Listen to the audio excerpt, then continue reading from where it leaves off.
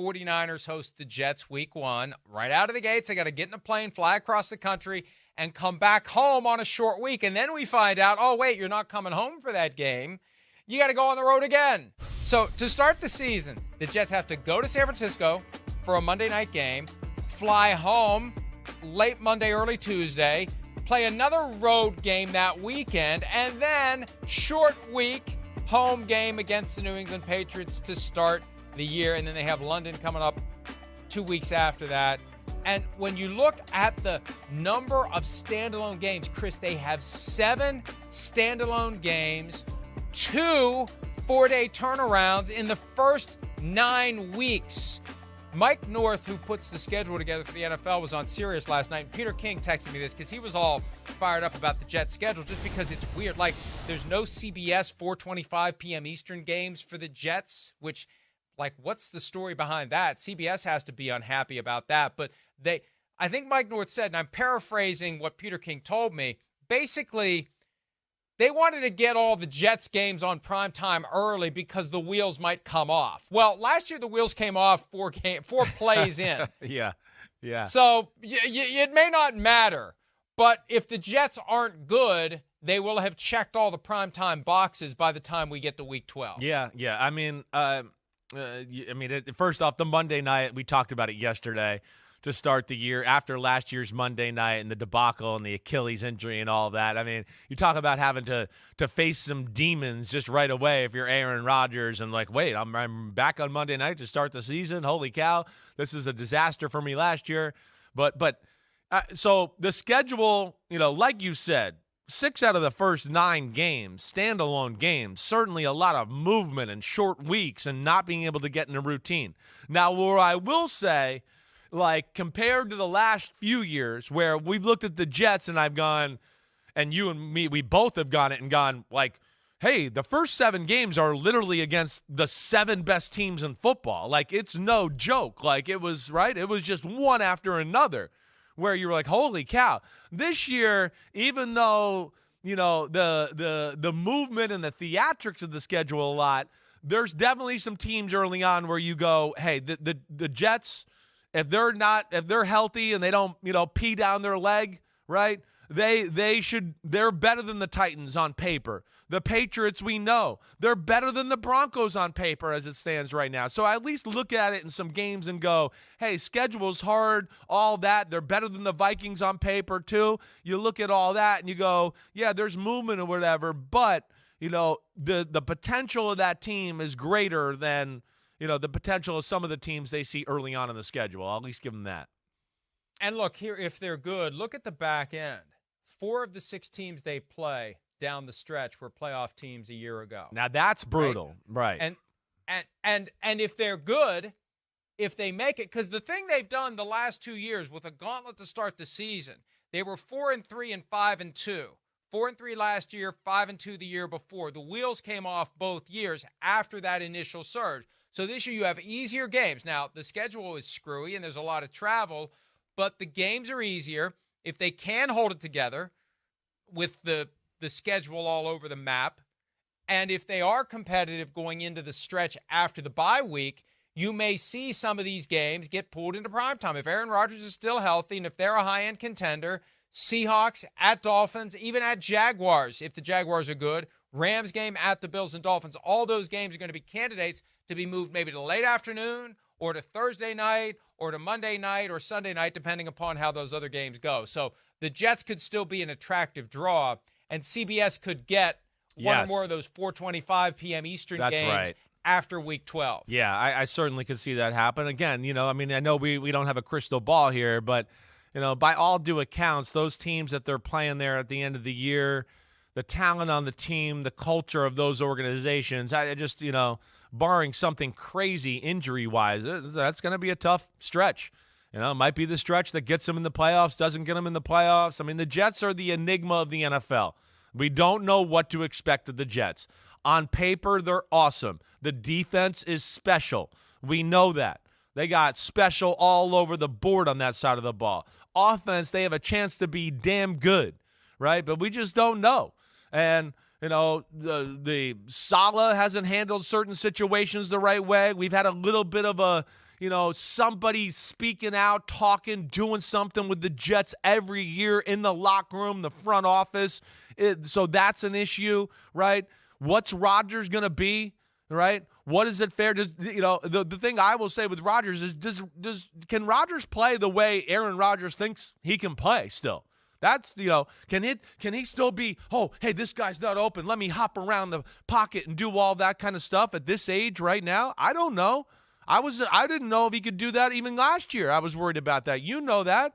I mean, we talked his last, 2 years in Green Bay. He didn't want to stand in the pocket and make any throws down the field. If it wasn't wide open, he wasn't going to take a chance. It was dink and dunk special, right? And that's where I don't know what to expect from him either. So they're one of the true question marks of the NFL season. A ton of talent and drama around him, but I don't know what quite to expect from him. Hey, Chris, this is something that came up last week, either when you had the sniffles on Thursday or when you were in your hammock on Friday, because the sniffles quickly resolved themselves. But, the difference between Kirk Cousins and Aaron Rodgers. Cousins is never run-around guy, so he's not going to be putting strain on the repaired Achilles tendon or the other one. Rodgers has to dial it back. We saw it last year when he injured a calf muscle early in offseason workouts with the Jets. He's still a guy who can muster a lot of explosion and force with his legs, but the soft tissues are going to start to go. He's going to get the old man injuries. He got the calf injury, and then the Achilles goes. He's almost got to play like he did the year that he had. Remember the year he had the bad calf? Yeah. And he was pocket quarterback? Right. And very careful about moving around. He almost has to do that because once he starts, and we saw like every snap against the Bills week 1 last year, all 4 of them, he's moving around because the offensive line isn't giving him time. He's got to get rid of the ball from the pocket. He's got to morph into. I'd be studying Tom Brady late career, the decisions he made to get rid of the ball quickly, because if he starts moving around, something's going to go from the waist down. That's going to be, the big thing. What you're talking about too. How many creative ways can they come up with to get the ball quickly out of his hands and do that type of stuff? But yeah, as you saw last year, right, to play that game, hey, we're going to spread the field and I'm going to do all that. Defenses are pretty good at defending that. And if you're not, boom, like have it right away, then it's going to be, whoa, it's my 5 guys blocking 4, and I got no extra guys staying in to help do whatever else, and I got to move and make something happen or do something that way. And that's where I wonder, like, will there be some tinkering of their offense a little bit, right? That's what I do wonder too. Do they take a little different approach? Do they do, I know, like Brady in Tampa, they did a great job, O-line around them, and it wasn't always just shotgun quick passes. What was amazing about Brady in Tampa at the end of his career is he actually became more patient in the pocket. Bruce Arians got on him a little bit, and he started to become more of an aggressive thrower down the football field. But they could protect him in doing that, and they would keep a tight end in the block and do stuff like that. Will the Jets take that approach because of Aaron Rodgers and his age and the injury status and all that? That's where I am interested to see how this goes down with the Jets.